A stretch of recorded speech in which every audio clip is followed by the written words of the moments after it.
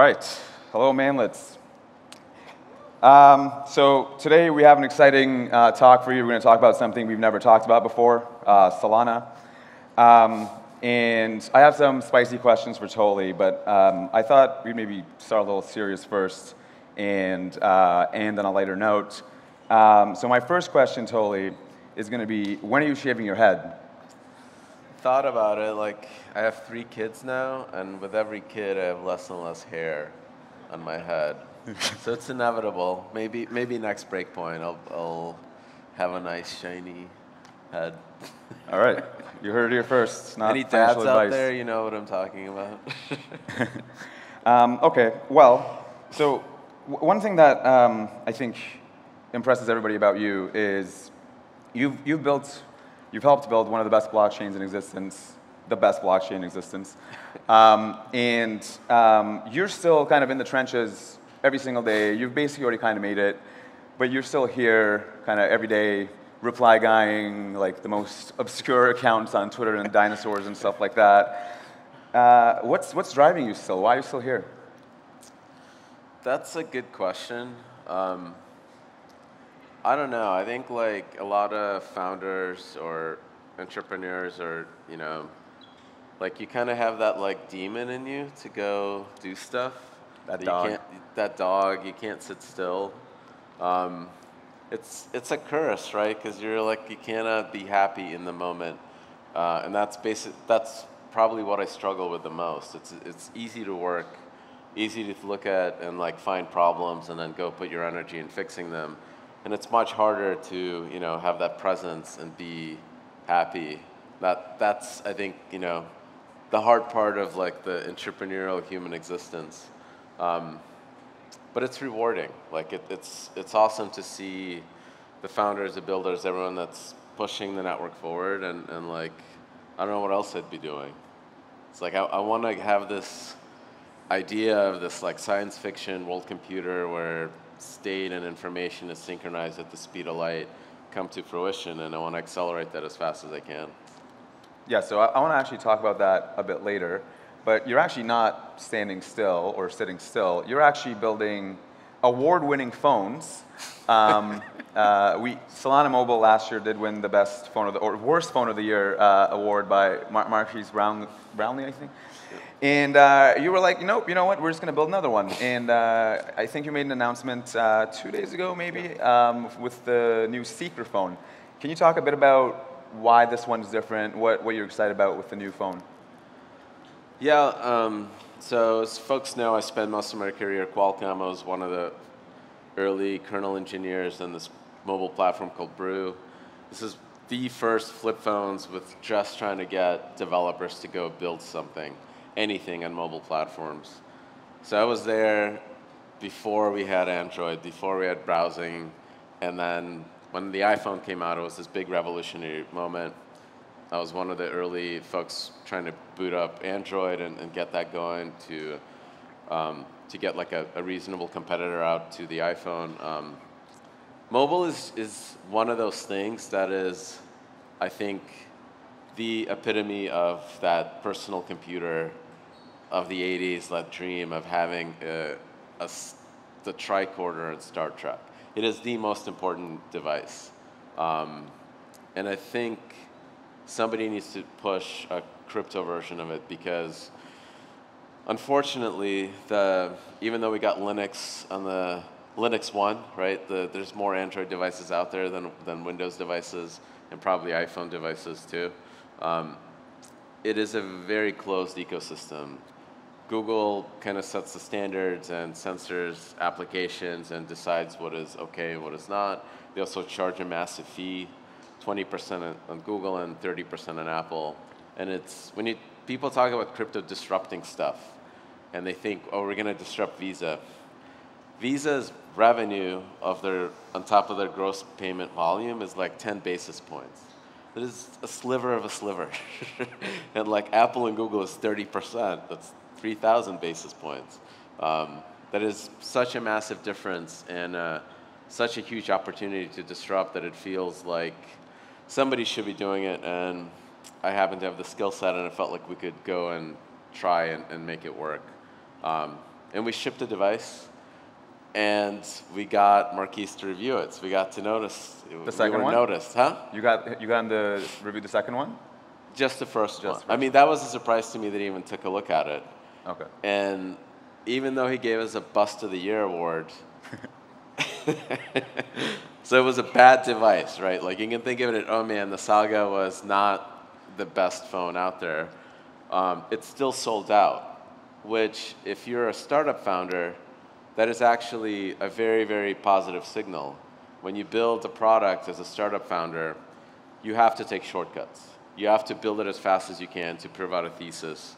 And you're kind of painting an impressionist painting, and you only focus on one really, really important detail, and everything else is sloppy, right? And like, when it works, nobody noticed the sloppiness. Even if somebody can paint out, oh man, those like hands are not really hands, right? Like, nobody cares about those details. What they care about is the one thing you got right. And I think the thesis that developers can give out content and get people to switch devices or switch platforms, we might have gotten right. So there's a, like, the thing with Bonk that happened that was weird and interesting is that people sold the Bonk that they had and bought the phone to get the Bonk back. So they weren't like arbitraging the price of the phone.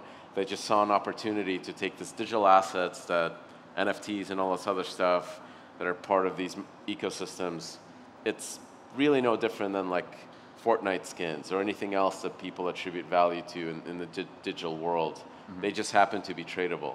They were able to go do this and use digital content to go switch platforms. That part worked, and it could work at 200,000 units. We're at like 140,000, so I'm pretty sure we'll get there. It could work at 1 million units. And at that point, I think that is a large enough platform with a large enough user base that it is actually competitive with Apple and Google. Like, it is like a very, very hard problem to disrupt these big companies. So how are you going to do it? Give me a very quick bullet, rapid fire of the new features that you think are worthwhile for everybody who maybe want to look at the phone. It's cheaper. That's the most important part. So it's a $500 device instead of a $1,000 device. It's crazy to launch a $1,000 device. That's just. But with that was impressive, yeah. With 20,000 units, it's impossible to build a hardware at that like unit cost to actually get it over the hump. So that was part of the trade-offs. It's much cheaper. It has really good specs, awesome screen. It's lighter. The software, we have more time to iterate. So the actual integration with Soulflare, who's doing like really like design work to make sure that that experience of signing is like Apple Pay. So a lot of improvements there. And hopefully a lot more apps, a lot more things for people to do, and like a lot more rewards and everything else to incentivize users to actually stay in a device and use it. Cool. Well, congrats on the launch. Let's see if that's enough to overcome the disgust people get from seeing green messages on their phones, or green bubbles or something. I don't have an iPhone. Okay, let's switch gears. I tweeted today about what I should ask you, and I got a lot of troll answers, but probably the most troll one was like, ask him what he thinks about his blockchain being used for some weird stuff. I'm paraphrasing weird here. It was actually quite specific. What do you kind of think about what's being done on maybe blockchains in general, but also Solana? Yeah, there's this weird dynamic with the internet and a lot of technologies that you have these weird use cases that actually push the technology forward. And even today, you look at iOS, some of the coolest applications that you think what makes Apple and mobile magic is that I can push a button and a car will appear magically in front of me anywhere in the world when I push this button for Lyft or Uber or whatever. But Apple makes almost $0 in revenue from that. They actually make a ton of revenue from games, fart apps like Clash of Clans, like people spending money to go kill all their friends in their servers. That activity, you don't think of it as like, why do we need the best designers in the world at a $3 trillion company and at TSMC with 2 nanometer technology to go build a game where you like playing tower of defense or whatever it is that you're doing. But that's what people spend their time on. So you kind of get these weird effects in tech where some of the stuff you build and some of the stuff that generates the most revenue ends up being effectively time filler for a lot of people. But that pays for the really, really cool infrastructure. Like you look at the Fire Dancer demos, 1 million TPS and a private, like globally distributed fiber optic network with FPGA switches that are like the best technology like you can even dream of in networking is used for meme coins. Is that okay? Yes, it is okay.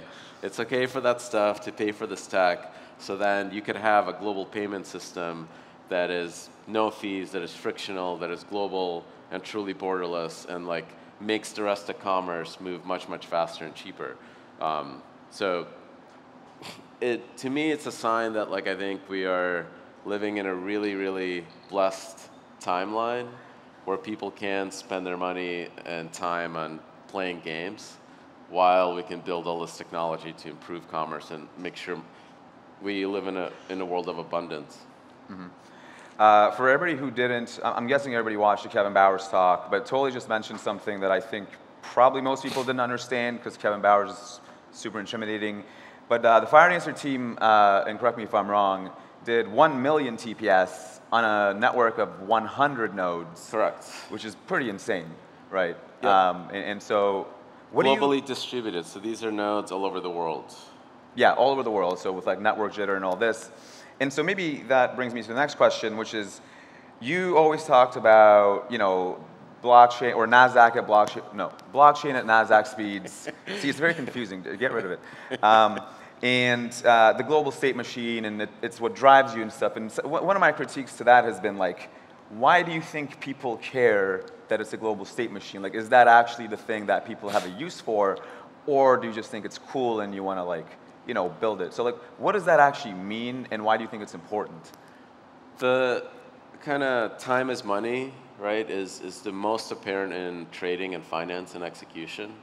So when an order is delayed, when the queue to get the orders has like attack vectors and MEV extraction and all these things, these are all like sand in the gears of finance. And that means that people have to price their things higher than they should be because of all these little like things that extract value or collect rents from information asymmetry. So that causes prices to be worse for people.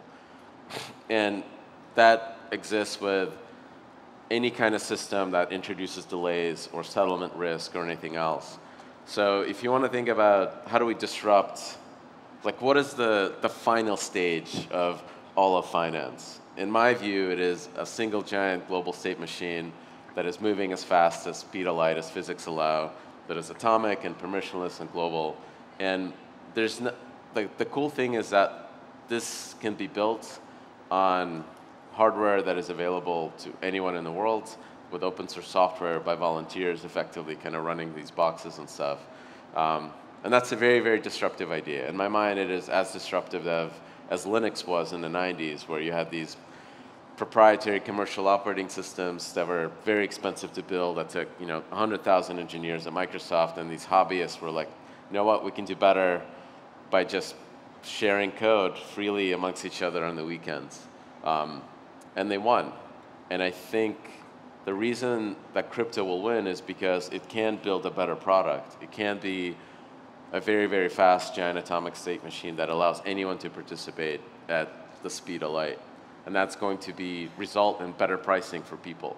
Better prices are going to win customers. That's what it comes down to.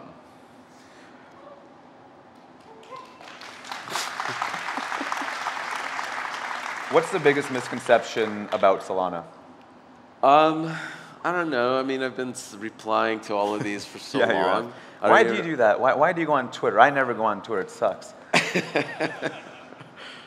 Again, like when I moved as a kid from the USSR, literally, if anyone remembers what that was, to United States as the internet, like consumer internet was just starting to get going, it was just such a bizarre change. And I was plugged in on the internet in like IRC chat rooms and ICQ and stuff, and I just kind of got used to this idea of being permanently connected. So it's part of that demon, right? That like you can't you can't stop, right? You're always trying to fix something, always trying to talk to people. So I don't know. Yeah. So you're saying basically like It's a curse. these new founders have merely adopted the troll, but you were born in it. I was born in it. Yeah. Yeah. Cool. Well, I mean, let's shift gears again. What keeps you up at night?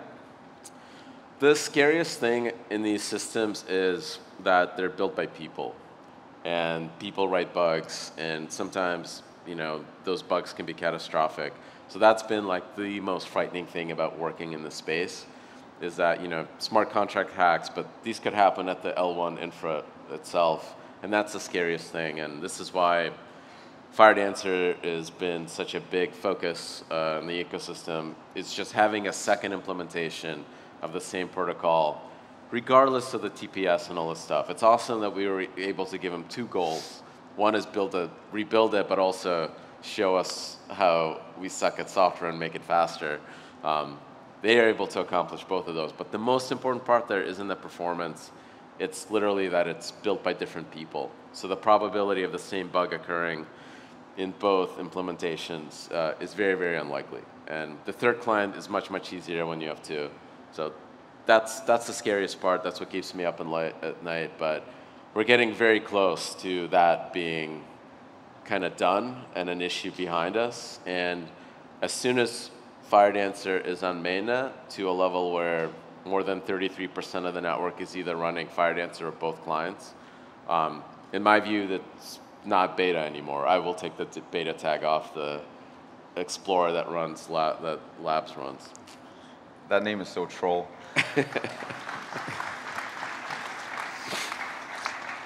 What do you, as Firedancer continues work on this, and maybe third and fourth validators spin up or clients spin up, and more people build things, what do you envision your role evolving into 5 years into the future, 6 years into the future? What do you want to be doing? I love the principal engineer track I see. It's great.